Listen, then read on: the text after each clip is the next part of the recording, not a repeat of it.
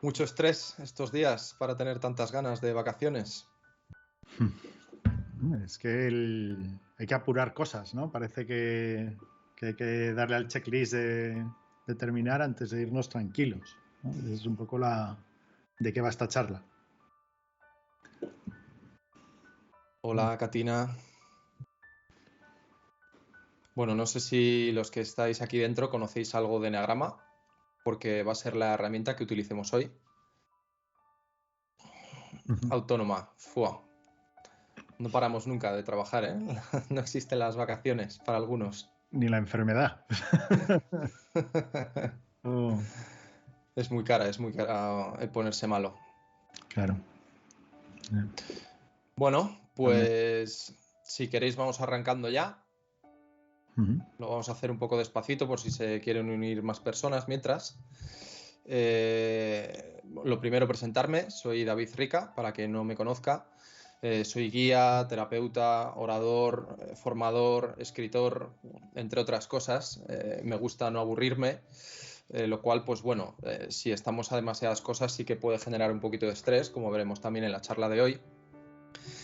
Y me dedico a ayudar a personas a través del autoconocimiento en busca de esa toma de conciencia, porque no se trata solamente de vivir cosas diferentes, sino vivirlas desde un plano de conciencia distinto, y eso ya te cambia completamente la realidad que estás viviendo fuera, ¿no? Aprovechando un poquito este tránsito de Plutón en Acuario, que me imagino que si estáis aquí en mi canal algo habréis escuchado, porque nos dan bastante la tabarra con eso. Pero bueno, aprovechando este tránsito, estamos sacando una serie de charlas, coloquios, entrevistas con otros compañeros del sector para poder aportar visiones complementarias sobre temas que son comunes y que sirven para poder ayudar a las personas. En este caso, pues el tema que vamos a tratar hoy es el tema laboral, que ya venimos unas semanas hablando de él, y más específicamente para la fecha en la que estamos, pues nos vamos a centrar en el estrés que se produce los días antes de irse de vacaciones. No sé si tú lo vivirás también, Manu, porque Manu además que nos cuente, pero él compagina dos trabajos a la vez, es ingeniero, además de coach. Entonces, bueno, yo sí que, compartiendo un poco mi historia personal, yo sí que me acuerdo de cuando tenía jefes y los días antes de irnos de vacaciones eran una auténtica locura. Allí parece que, además, si no te pones nervioso, está mal y estás poco comprometido con la empresa, ¿no? Y entonces todo el mundo se vuelve loco porque cree que no da tiempo a hacer las cosas y empiezan a mandar y más tareas y más tareas. Yo normalmente solía discutir, también porque no me gusta callarme, pero sí que es verdad que se produce como mucha tensión dentro del entorno laboral. Ahora veremos que vamos a dividir la charla entre tema de gestión de tareas y luego gestión de relaciones, que hemos visto que son como las dos áreas más importantes para este tema laboral, ¿no? Donde más problemas se suelen suceder. Entonces, bueno, pues pasando ya a presentaros a Manu. Manu es coach personal y también ha sido coach laboral y cuenta, bueno, ahora acompaña a personas a saber cómo poner paz con su familia de origen, aceptarse y a tomar una dirección coherente en su vida. Para ello, pues bueno, él se centra bastante en bloqueos de la infancia, en el autoconocimiento y en el plan de acción. Le podéis encontrar en su Instagram, que le tenéis aquí el enlace directo, y en su web, que es manugalan.com. Así que, bueno, bienvenido. Espero que vengas a aportarnos un poquito de luz este tema que tanto nos preocupa y tanto nos afecta. Y bueno, lo primero, preguntarte, porque te he presentado yo, pero también queremos escucharte a ti, que nos cuentes un poco quién es Manu y cómo ha llegado a esto del coaching. Bueno, pues muchas gracias por la presentación, David. Encantado de estar en estas entrevistas. ¿Cómo he entrado yo en esto? Pues fíjate, yo estaba en una época, trabajaba a media jornada, como decía mi jefe, de 8 a 8, o sea, de 8 de la mañana a 8 de la tarde. Y lo peor es que era verdad, ¿no? O sea, no era un chiste, era verdad. Y yo en un momento dado, pues claro, yo estaba como muy identificado con la empresa, con lo que yo hacía. y quería hacer más. Entonces entré en el tema de la gestión del tiempo. O sea, no queriendo, bueno, también un poco queriendo vivir mejor, ¿no? Porque ya rascaba aquello, ¿no? Y me empiezo a encontrar con cosas chispitas de cosas como ciérrate la puerta, no hables con la gente, bueno, o sea, cosas un poco muy extrañas. Y con el tiempo me encontré con el libro de los 7 hábitos, que es maravilloso, de Stephen Covey, y que recomiendo brutal. Y entonces en una de las cosas que dice, bueno, aparte que no se prioriza el tiempo, se priorizan las tareas, y en la parte de las tareas, claro, que te invita a autoconocerte para saber qué poner primero y después. Ahí ya me iluminé, dije, madre mía, esto es importantísimo. Y de ahí pasé al enagrama, que es donde precisamente nos conocimos. Estoy resumiendo un poco, pero... y mientras tanto yo seguía, o sea, sí que empecé a cambiar hábitos de trabajo, pero tenía un estrés brutal, o sea, que se me está convirtiendo en ansiedad, pero yo en cierta ceguera no lo estaba viendo, ¿no? Y terminó llegándome la ansiedad a coger, o sea, porque esto al final no puedes correr tanto. Una vez ya tocas un poquito ahí temas desagradables de vivir, muy desagradables de vivir, empiezas a plantearte las cosas de otra forma. A raíz de ahí, bueno, pues me meto yo cursillista total, vamos a dejarlo claro. Creo que hay gente que se puede identificar conmigo en ese aspecto y toco ya el enagrama, PNL, muchas cosas, pero sobre todo me meto un poquito más en autoconocimiento como tal y toco un curso de coaching que yo lo hacía para mí y luego pues finalmente lo tengo también como segunda profesión, ¿no? Y que me encanta y me ha llevado a muchísimas cosas. La verdad que el mundo laboral a mí me gusta mucho porque es un donde yo he crecido, ¿no? Dentro del desarrollo personal y me ha llevado también también un poco al tema de equipos laborales y todo esto, que también es una esfera donde a mí me gusta mucho como verme. Y bueno, pues últimamente también he hecho constelaciones, soy constelador y bueno, pues todo ello me lleva a temas de poner paz en la familia. No es que necesariamente tengas que estar con tu familia o sigan vivos siquiera. O sea, tú puedes estar perfectamente peleado con tu familia hasta que tú seas tan viejo que te mueras y sigas peleado. Y es uno de los grandes dolores que tenemos. Y luego, bueno, pues también aparte de autoconocimiento y llevar eso a la vida. O sea, ponerle acción y llegar ahí. Entonces, bueno, tampoco me quiero enrollar más porque lo que viene a la gente no es hablar de mí, sino hablar un poquito de qué hacen con este estrés a la hora de ir de vacaciones. Y fíjate que has dicho una cosa que me ha gustado mucho, que me lo he apuntado, ¿no? Esto de fingir actividad antes de las vacaciones, ¿no? Que te encuentras eso, gente fingiendo y gente también desplomada ya, o sea, muerta por las esquinas, que también el calor no ayuda mucho, por lo menos en esta parte del mundo, a que estemos como muy frescos a la hora del último tirón, empujón hacia el trabajo. Entonces habías comentado también que queríamos hacer 2 esferas, ¿no? O 2 columnas que tiene el trabajo, ¿no? Una son las tareas y otras son las relaciones. Y las 2 pueden ser igualmente estresantes, ¿no? Y un poco, pues, yo... es difícil dar tips sin conocer a la gente o dar consejos o dar cositas de estas, que a veces son como órdenes con papel de regalo, ¿no?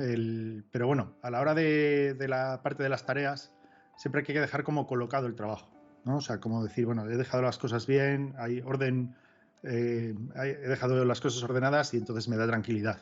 ¿Eso cómo se puede conseguir? Bueno, pues informando de las cosas que dejas a tus compañeros, delegando si estás en posibilidad de delegar y, bueno, pues dejando como una serie de instrucciones de, en caso de emergencia, romper este cristal y sacar el hacha o cosas así, ¿no? O sea, cosas como muy claras para que la gente pueda hacerse cargo de esto y que tú te vayas tranquilo.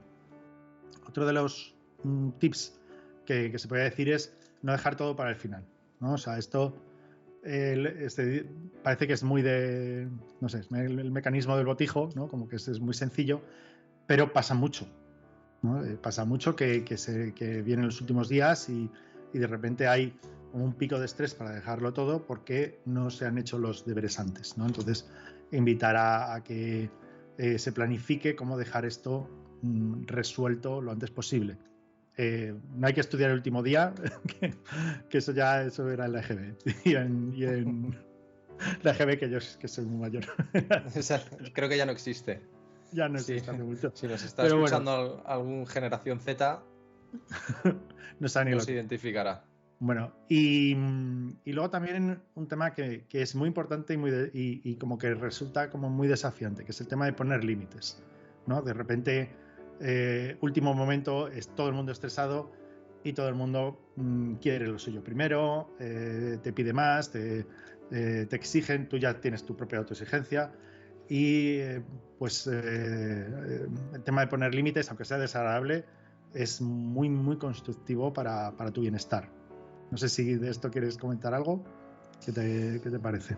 Sí, me resuena bastante el tema de la gestión de tareas con precisamente el libro que comentabas al principio, de Stephen Covey. Para el tema de la gestión de estas tareas, yo creo que es muy importante dominar la herramienta que Stephen nos propone, que es poder dividir todas las tareas y actividades que realizas a lo largo del día en 4 cuadrantes, ¿no? Tampoco nos vamos a poner a explicar ahora, pero claro, justamente para evitar el tener que estar todo el día en el cuadrante que él denomina de apagar fuegos, que son todas las tareas que te consumen mucha energía, que no son productivas, pero que además te tienen en tensión continua porque son muy urgentes.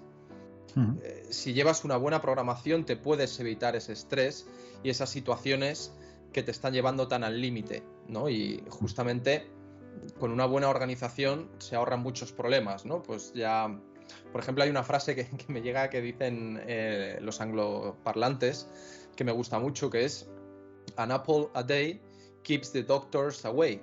O sea, es decir, una manzana al día mantiene lejos a los doctores, que es aplicado a la salud, pero para esto sirve igual, ¿no? Si te organizas bien en tu día a día, no vas a llegar al día de antes de las vacaciones o la semana de antes con un estrés brutal que luego al final es que ni siquiera puedes aprovecharlas, porque es que llegas tan saturada y tan saturado que no eres capaz de... Claro, también depende del tipo de vacaciones que escojas. Si solamente vas a estar tirada o tirado en la playa, te va a ser más fácil recuperarte.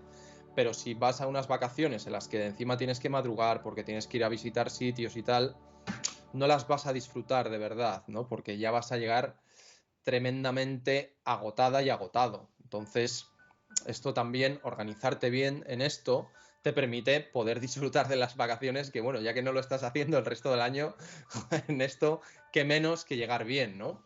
Entonces, yo como tip puntual sí que recomendaría echarle un vistazo al libro de Stephen Covey, o bueno, no hace falta que se compren el libro, en internet hay 1 millón de resúmenes, pueden encontrar el cuadro, pero que empiecen a distribuir sus tareas con la teoría que inventa, no sé si lo inventa, pero sí que hace pública Stephen Covey.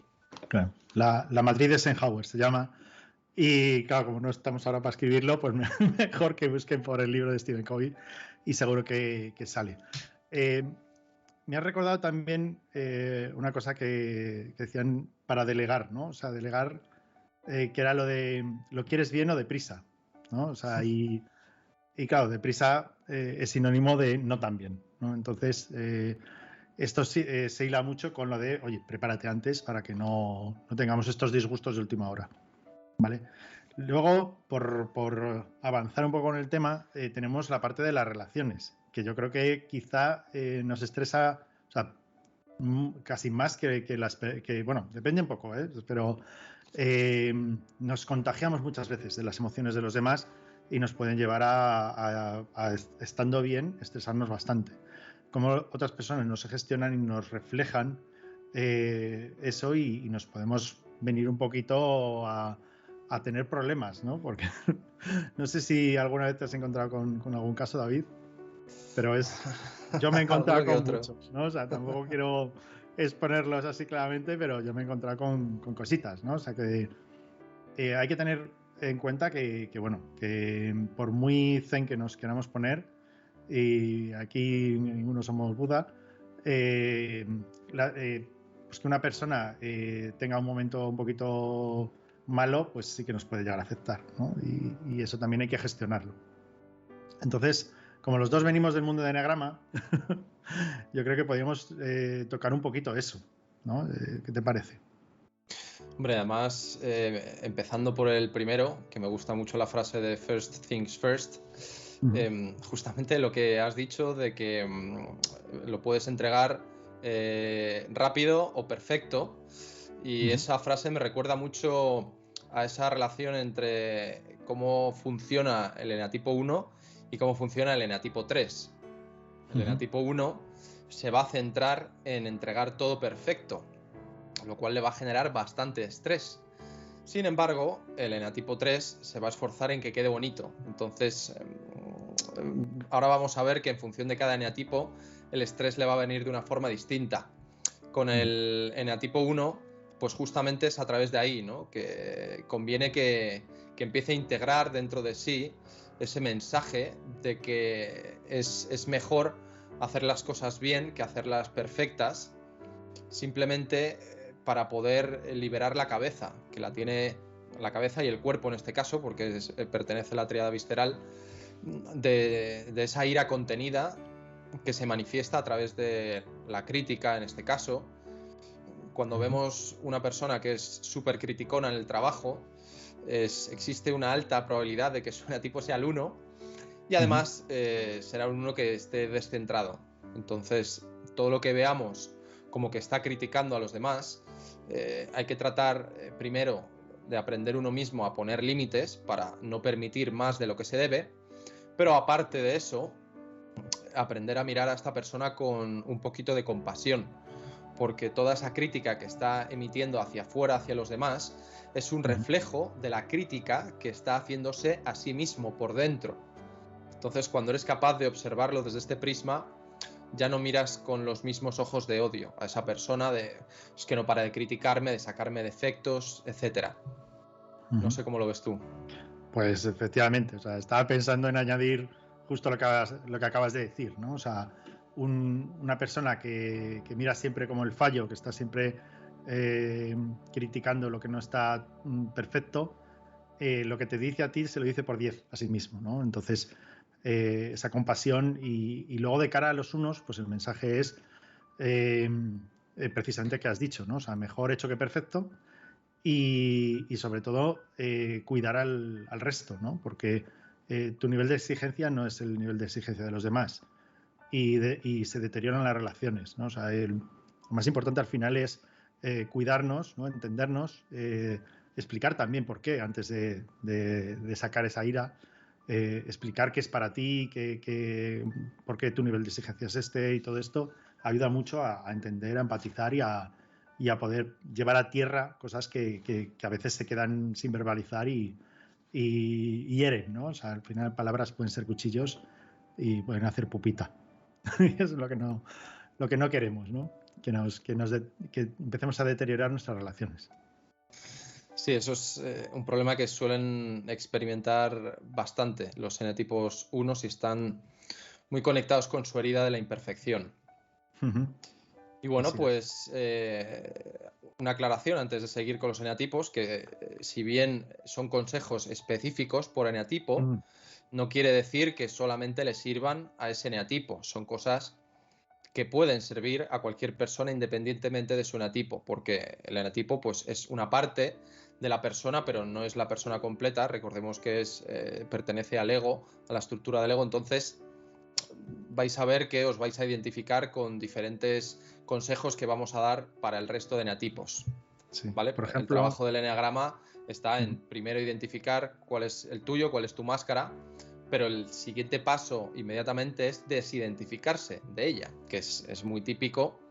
Y claro, para hacer bromitas y tal, pues jiji, jaja, ¿tú qué eres? No, tú eres un tal, no, yo soy tal, pero si nos quedamos ahí, el ego está ganando otra vez y se trata de poder conectar cada vez más con planos superiores de conciencia que nos hagan vivir una realidad de forma diferente. Total. O sea, además, todos tenemos de todo. Yo, por ejemplo, utilizo el perfeccionismo para mi propio para hacer cumplir mi propio eneatipo, que es el 6, ¿no? Y luego cuando lleguemos lo podemos ver. Entonces, no fijarnos tanto en los comportamientos, fijarnos en el desde dónde y no quedarnos solo, un poco lo que decías, no quedarnos solo en estos patrones superficiales, sino ir hacia adentro de la persona y salir un poquito de esos automatismos que nos hacen comportarnos siempre de la misma forma y muchas veces de una forma a veces disfuncional. Exacto. Bueno, pues si quieres pasamos al amado eneatipo 2. Bueno, pues el eneatipo 2 gusta de ayudar, vamos a decirlo así, y se pone muy al servicio, que termina siendo, se pone el rescate, se desvaloriza en su tiempo por ayudar a otras personas y termina no haciendo lo suyo para hacer lo de otros y cargándose con muchísimas tareas. Entonces, cuando un eneatipo 2 está muy metido en sus patrones, se puede perder, ¿no? Entonces se queda haciendo lo de otros, se queda ayudando a otras personas, rescatando incluso emocionalmente a otros y no se mira su propio trabajo, y cuando llega ya los últimos días pues toca estresarse a tope, ¿no? Que sería ahí un poquito lo que le pasa. Y David, ¿cómo sería en un plano positivo? Bueno, antes de eso, pues si quieres más, yo creo que aquí tú de dos sabes mucho. Yo creo que es interesante contar también, claro, hay egos que son más aceptados socialmente que otros, y que otros egos gustan más de contar con esa presencia, ¿no? Es muy diferente cuando un eneatipo 1 está en el ego, que se pone en plan criticón con todos los demás, a cuando un eneatipo 2 está en el ego, que lo que hace es tratar de ayudar a todos, contentarles y ser servicial. Y claro, eso a la gente le gusta porque somos así, y eso no ayuda a nada el eneatipo 2. O sea, si tu eneatipo es el 2 y te pones a ayudar a todos para conseguir muestras de amor, y evidentemente te las van a dar porque a todo el mundo le suele gustar que le ayuden, al final son pinchazos que no te sanan la herida, sino que te llevan a profundizarla todavía más.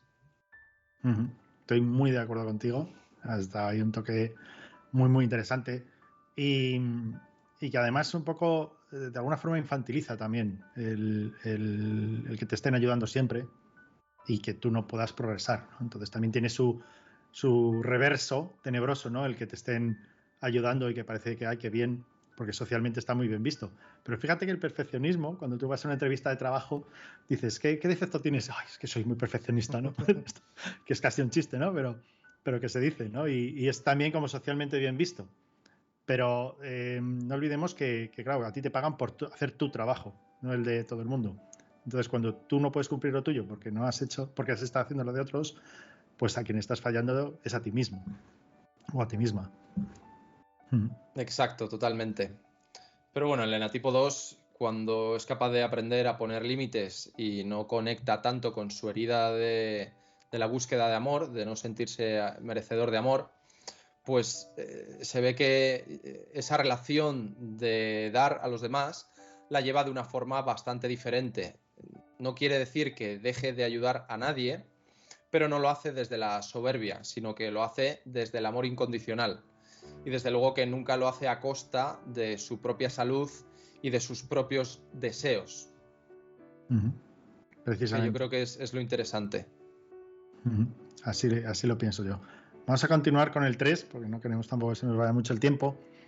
El eneatipo 3, antes decías o sea, lo que quiere es brillar él, ¿no? O sea, muchas veces cuando está muy metido en un ego muy difícil, ¿no? O sea, podemos ver a un Cristiano Ronaldo enfadándose muchísimo porque no le pasan la pelota, pero esto llevado a una oficina, pues puede ser también una bomba, ¿no? El que queriendo a alguien lucir puedan llegar incluso en momentos a pasar por encima a otros, ¿no? Y esto cuando sube la tensión general, porque todo el mundo se va a vacaciones, pues puede ser muy contraproducente, ¿no?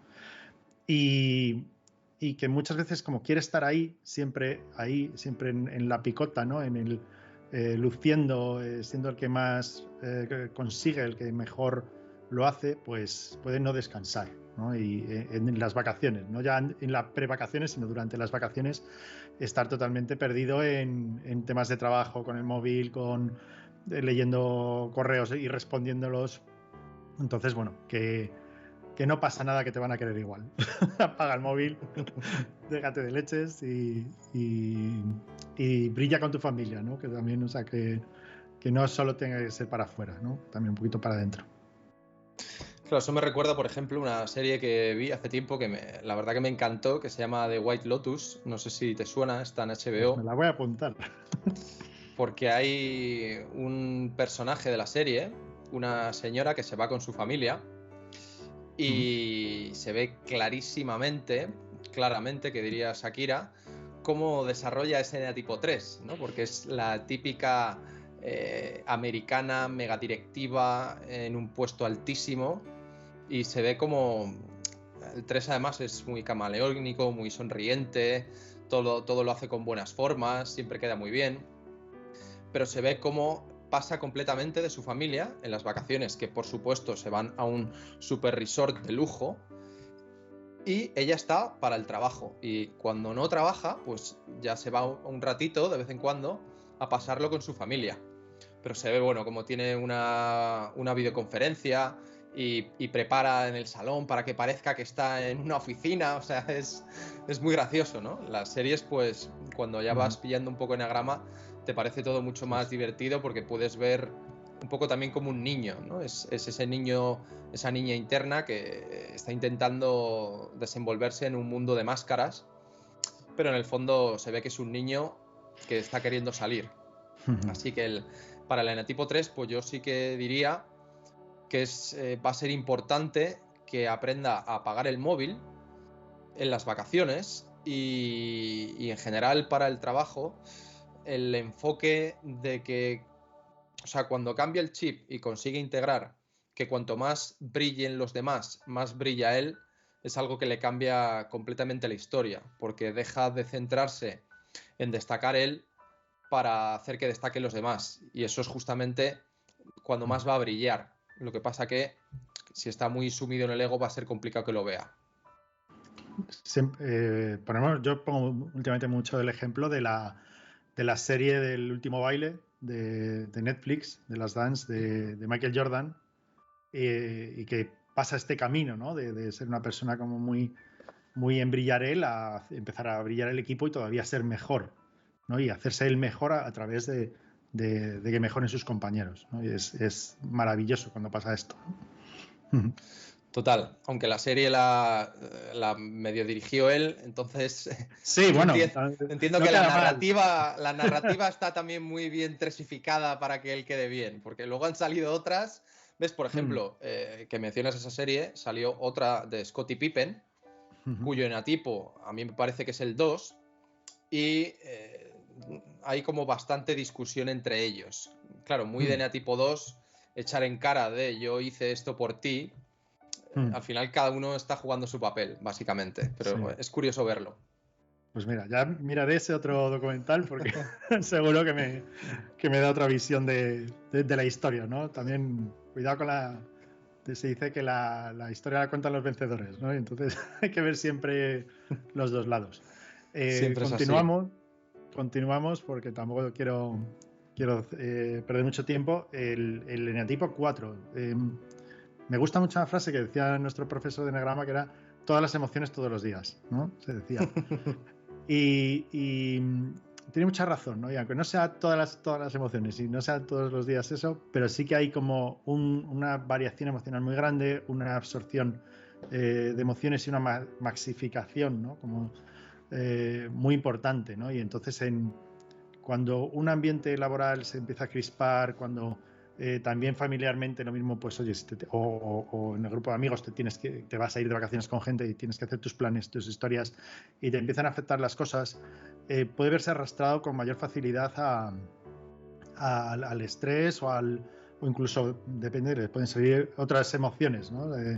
Depende pueden salir desde miedos, tristezas o incluso rabias, ¿no? Entonces, cuidarse un poquito en el nivel de qué emoción tiene, relativizar y todo esto pues viene como muy bien, ¿no? Y yo diría que el ser consciente de dónde está en ese momento, para un tipo 4 puede ser muy, muy, muy importante.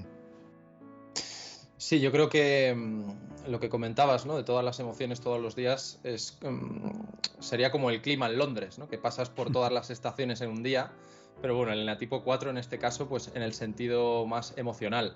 Yo creo que le viene muy bien el trabajo a sus flechas, porque cuando aprende a coger disciplina, en este caso, pues yo lo asociaría también con la astrología. Cuando aprende a tomar un mejor contacto con su energía de Saturno y gana esa estructura interna, ya aunque se muevan las olas emocionales, digamos que no le descolocan tanto. Con eso, pues cuando ya tiene esa estructura interna, puede aprovechar también mejor su parte 2, ¿no? De salir de sí mismo y poder fijarse un poco en el otro, porque claro, si te quedas solamente encerrado en tu interior, estás viviendo la vida solo y no existe una vida solo, a no ser que seas un ermitaño como un buen eneatipo 5 que veremos ahora, pero claro, si tu eneatipo es el 4 no vas a vivir ese tipo de experiencias. El eneatipo 4 tiende de forma natural a buscar relaciones, entonces qué mejor que poder vivirlas desde un plano superior de conciencia. Me ha gustado. Estoy muy de acuerdo contigo. Siempre estamos muy de acuerdo, la verdad que da gloria. ¿Por qué será? Bueno, pues sí, ¿por qué será? Eneatipo 5, si quieres. ¿Empiezas tú? ¿Empiezo yo? Queridos eneatipos 5, venga, arranco yo. Dale. ¿Qué hacemos con los queridos 5 en el trabajo? Bueno, yo con los 5 que he podido trabajar, ya hablando un poquito desde la experiencia personal, sí que es verdad que no suelen estresarse demasiado. ¿Dónde va a estar más el problema? Que se meta excesivamente en su cueva. ¿Vale? El estrés o lo que le pueda generar estrés le va a llevar a un movimiento más hacia adentro, por lo cual le va a apartar todavía más de las relaciones, tanto a nivel personal como a nivel laboral, y eso es justamente lo que tiene que tratar de evitar. Tiene que salir de los libros, salir del ordenador, salir de la probeta, de lo que sea que esté metido, que le lleve a buscar esas respuestas, tratando de alcanzar una independencia emocional que busca el 5, y tiene que intentar relacionarse, porque al final, pues igual que el 4, ¿no? Que decíamos, no se trata, no puedes estar todo el rato dentro de ti porque entonces estás viviendo una vida completamente irreal.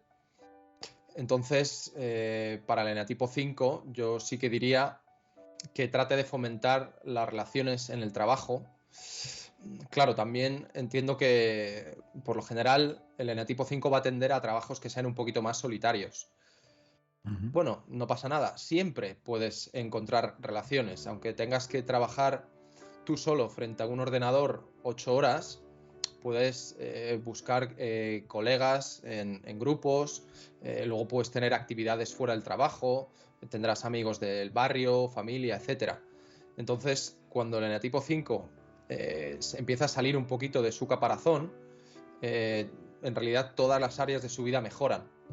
Así que indirectamente con el tema laboral, mi consejo para el eneatipo 5 es que consiga salir de ese caparazón y empiece a conectar más con las personas de su entorno.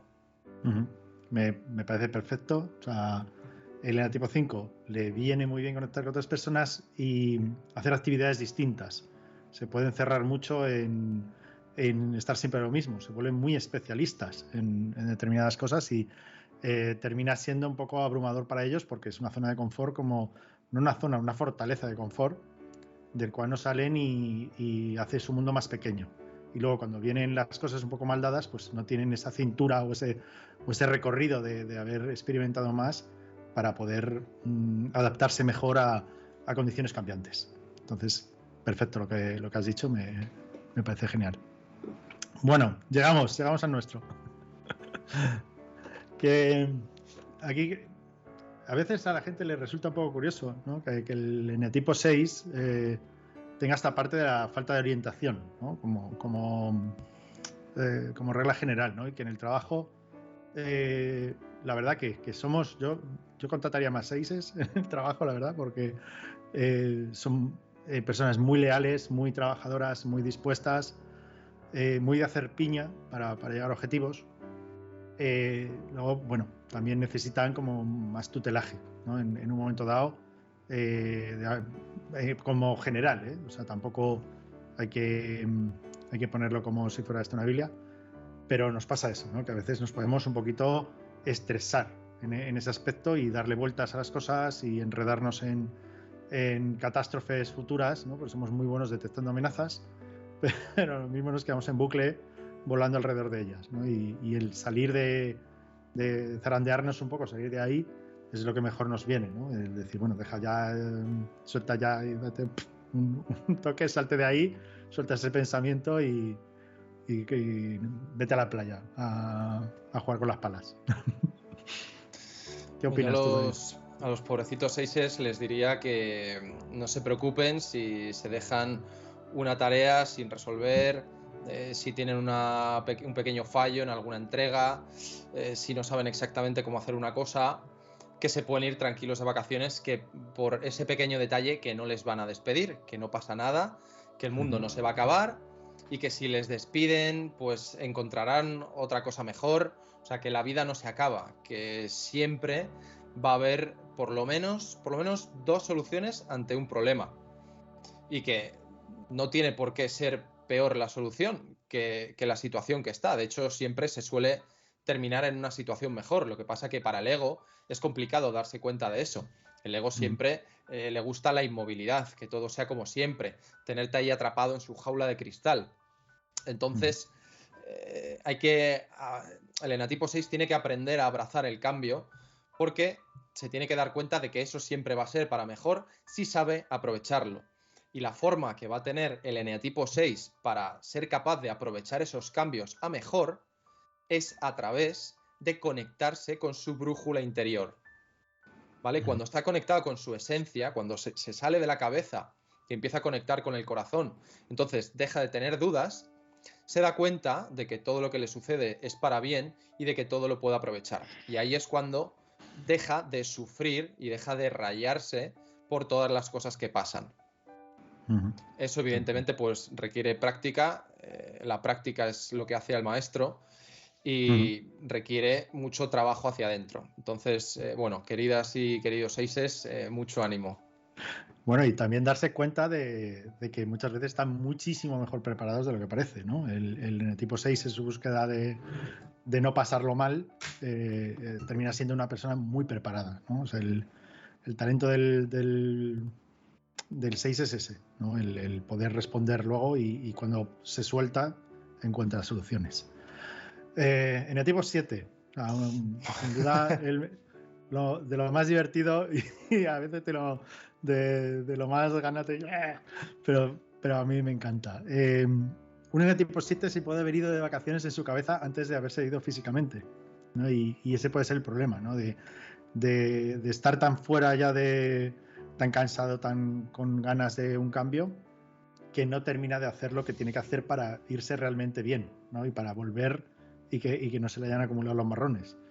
Entonces yo, para mí, el consejo es termina y luego ya disfruta. ¿Qué te parece para ti? Claro, la cosa del eneatipo 7 es que en su cabeza se cree que tiene un plan mejor que el que le presenta la vida. Por eso siempre está organizando planes en su cabeza principalmente. Claro, también está dentro de la tríada de los mentales. Entonces, toda esa energía, recordemos que las tríadas emocional, mental y visceral es donde reside la energía por enatipos, pero ojo, cuidado, no es que sean buenos en eso, sino que que precisamente por ahí es por donde le van a entrar los 7 males. Entonces, en este caso, los mentales no es que sean unos cracks de cabeza, sino que la tienen un poquito escacharrada y el camino va a ser aprender a manejarse con ella. El 7, tan optimista y tan iluso, se pierde en esas ensoñaciones y, claro, evidentemente, pues cuando ve que la realidad no es tan guay como la que se imagina mentalmente, pues se queda ahí, porque dice, buah, ¿para qué voy a afrontar esta realidad que estoy viviendo si la que está en mi cabeza está mucho mejor? Y jiji, jaja, todo son risas para el eneatipo 7. Entonces, el camino que va a tener que recorrer va a ser el de conectar mucho con el interior, ¿no? O sea, ahí puede coger esa habilidad, por así decirlo, que desarrolla forzosamente el eneatipo 4 de conectar con su mundo interior emocional, que es precisamente lo que evita el 7. A mí me gusta poner la metáfora que en el buceo, o sea, en el mar, un eneatipo 4 sería un buceador, ¿no? Está bien metido ahí dentro del mar emocional, y el eneatipo 4 pues sería un surfero, ¿no? Dice, va, yo las emociones ni las toco, yo paso por encima de ellas con mi tabla. Eso le lleva a unos patrones de huida muy graves. Entonces, un eneatipo 7 en el entorno laboral no va a tender a tener discusiones, por así decirlo, porque va a querer huir del conflicto, al igual que el eneatipo 9. Sus problemas van a venir más, por ejemplo, por evitarlos, ¿no? Yo tengo un amigo que es empresario, su eneatipo es el 7, y es el típico supervisionario, ¿no? Es un 7 con bastante energía de Urano, Acuario, entonces es como muy innovador, está siempre con emprendimientos, etcétera, pero tiene tanto miedo, por ejemplo, llevándolo a una cosa más práctica, a despedir personas en las empresas, que él lo primero que contrata siempre es a una persona que lleve equipos, pero específicamente para que haga las tareas de despedir cuando haya que despedir a alguien, porque no es capaz de afrontar esa situación, ¿no? Porque dice, que aquí se acaba el buen rollito y se acaban las risas, no puedo ser yo el que lleve a cabo eso. Entonces dice, bueno, pues claro, si el eneatipo 7 es su empresa y tiene pasta, pues contrata a alguien, pero no será la mayoría de los casos. Eso tampoco le saca de ese bucle de huir de las emociones a un nivel profundo. Entonces, para los 7 que nos estén escuchando, tienen que hacer ese trabajo de mirar adentro aunque duela. Totalmente, totalmente.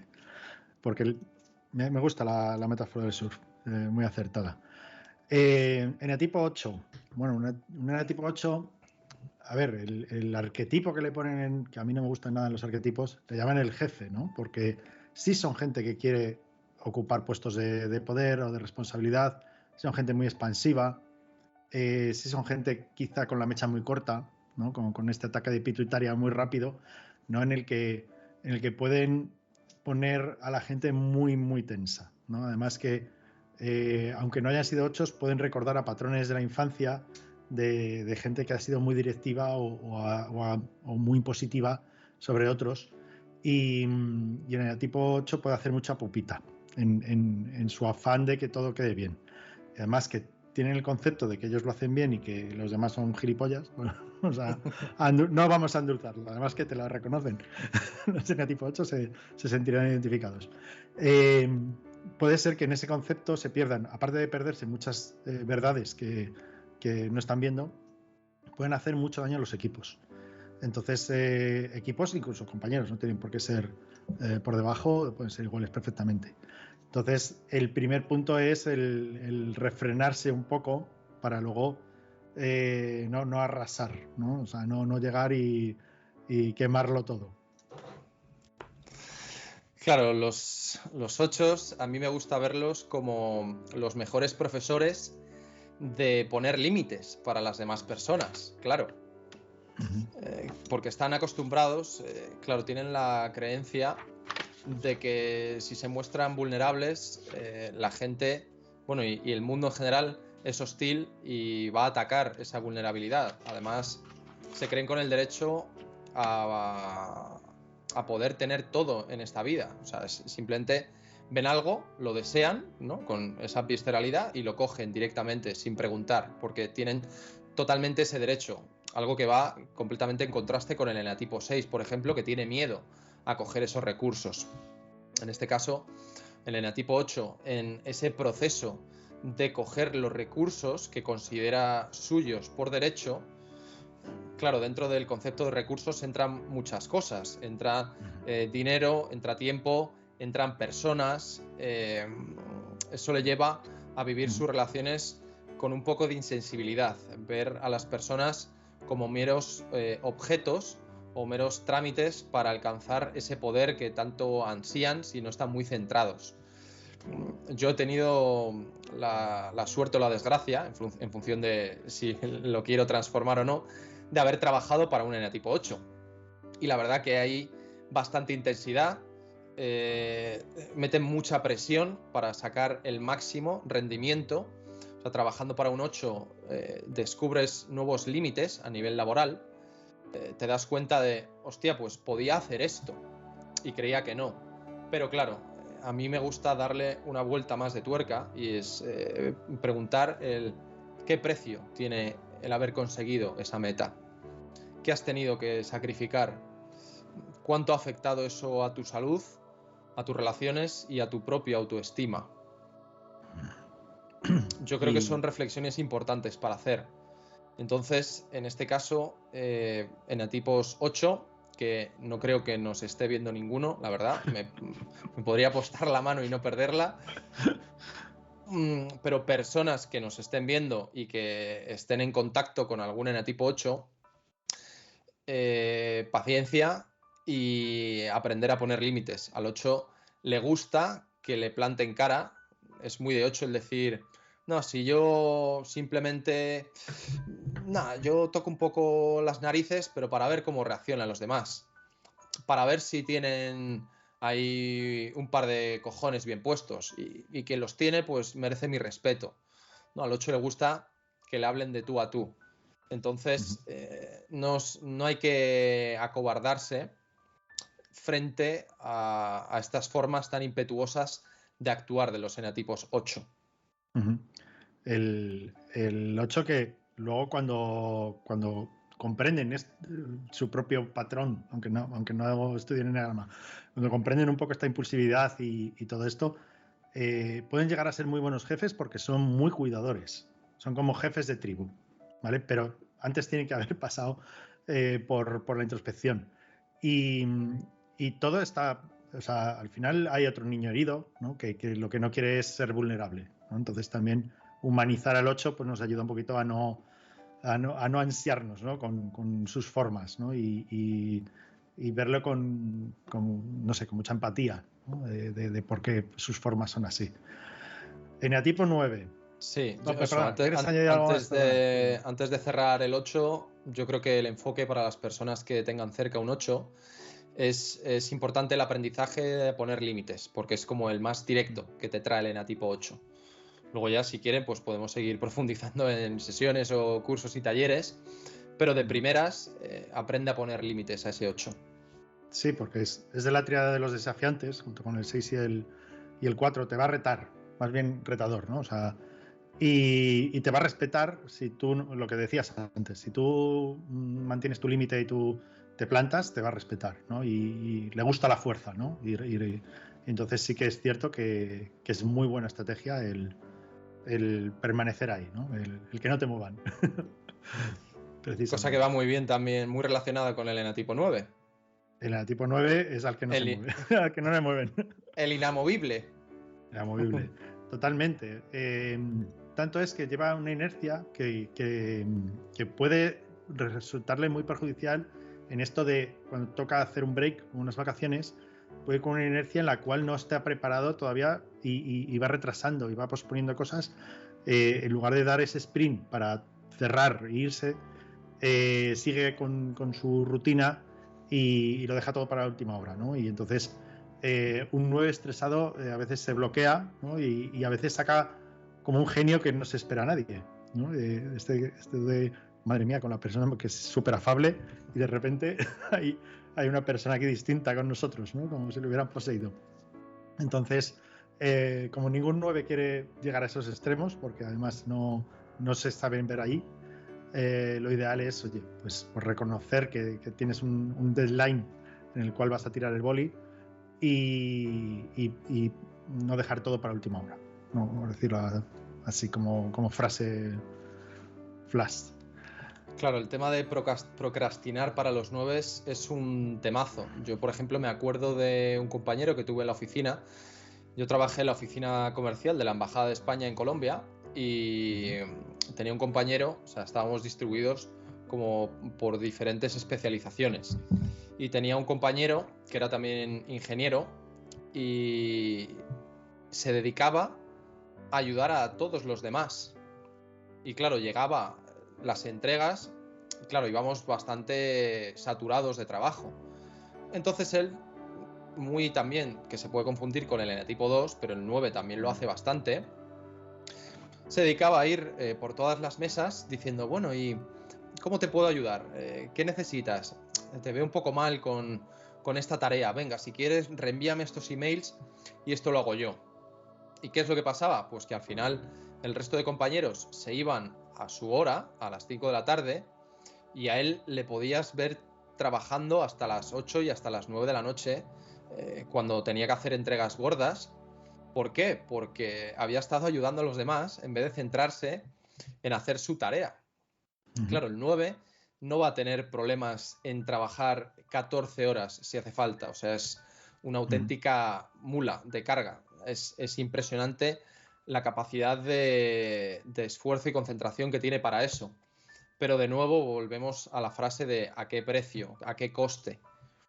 Claro, si el enatipo 9 hace eso y le viene precisamente de estar desconectado de sus propios deseos, que es lo que le pasa, desconectado de su interior, no le va a ir bien, porque eso al final, lo que a priori parece que todo el mundo te sonríe y a todo el mundo le caes bien, luego le termina saliendo en problemas, ¿no? Esa gente que te ve tan bueno, tan bonachón, que ayuda a todo el mundo, que no se tiene en cuenta a sí mismo por tener en cuenta a los demás.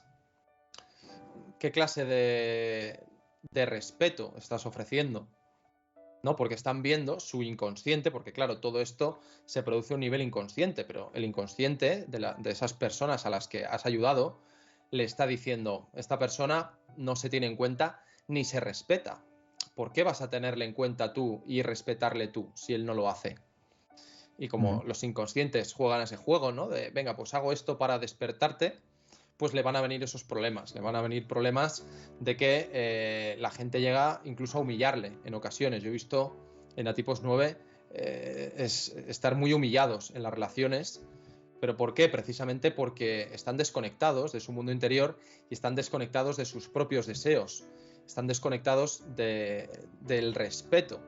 Entonces, siempre que... Claro, es que para un nuevo es complicado. Si cae en la cedia, va a ser complicado. Pero nadie dijo que hacer aprendizajes era fácil. Así que si tu enatipo es el 9, ponte las pilas, básicamente, y mira hacia tu interior.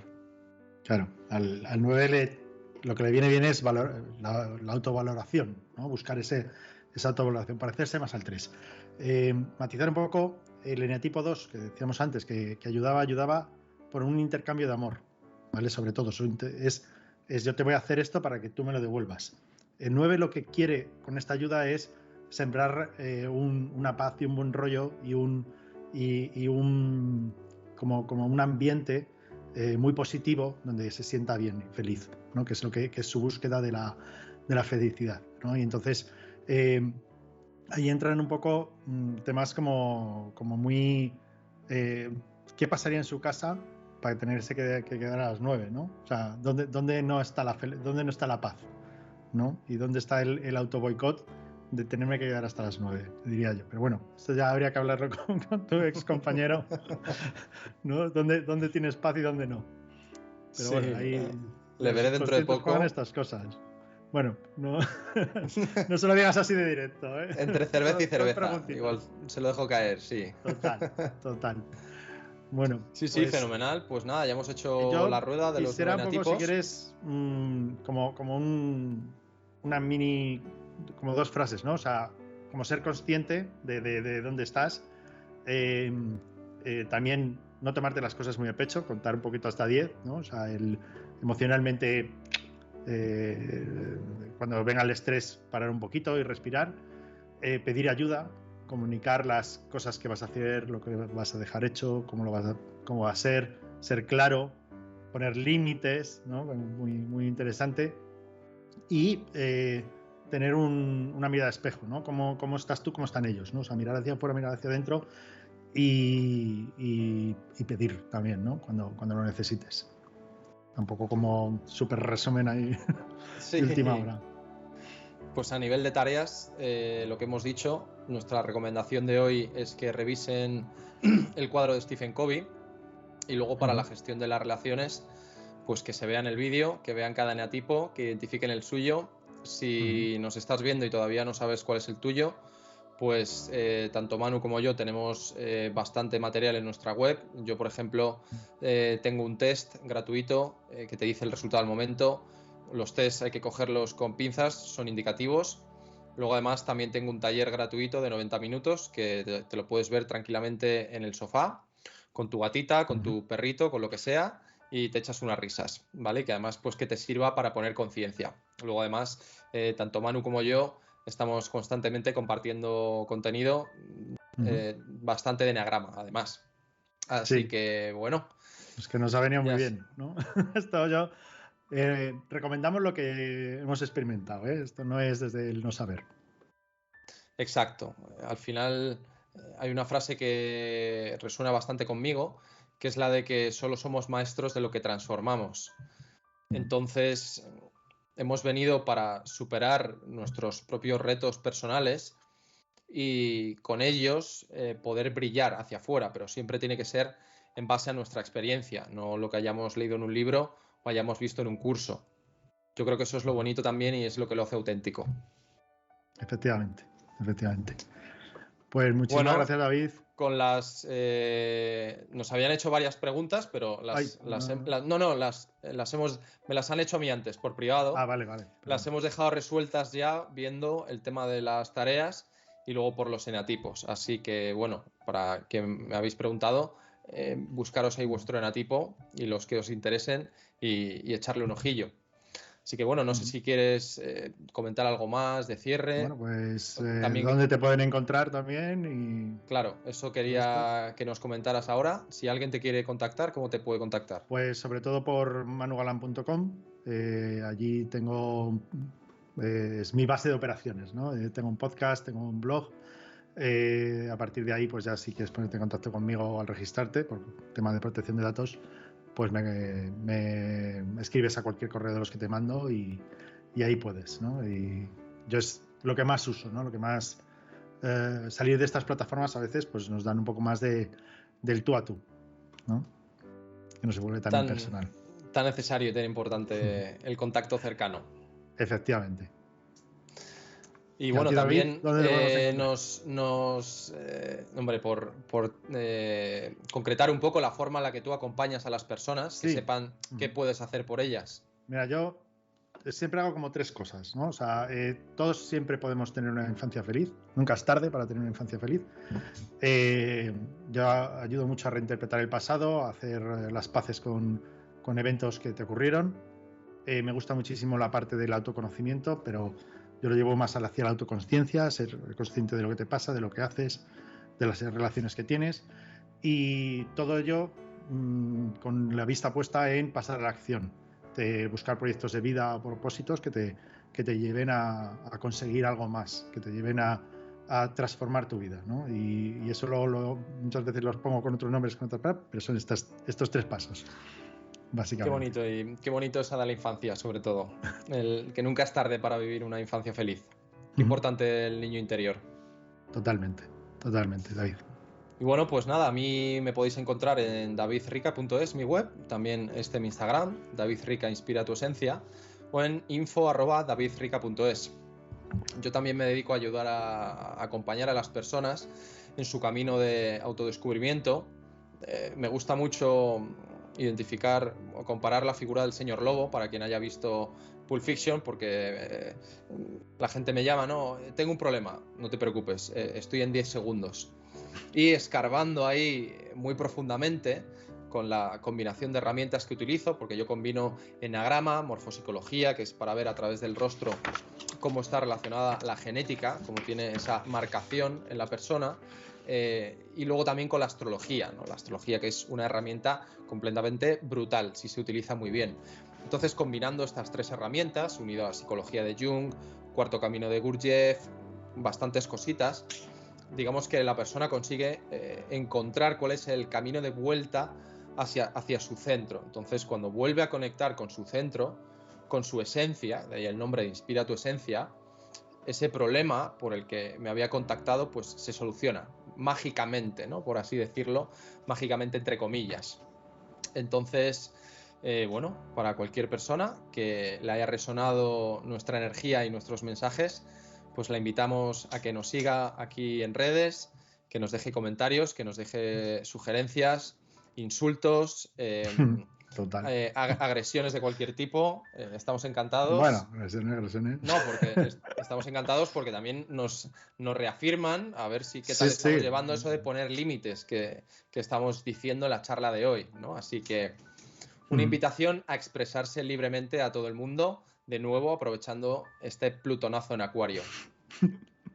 Muy bien, David. Pues nada, muchísimas gracias. Joder, siempre un placer. Además que siempre he aprendido mucho de ti y bueno, en el camino, ¿no?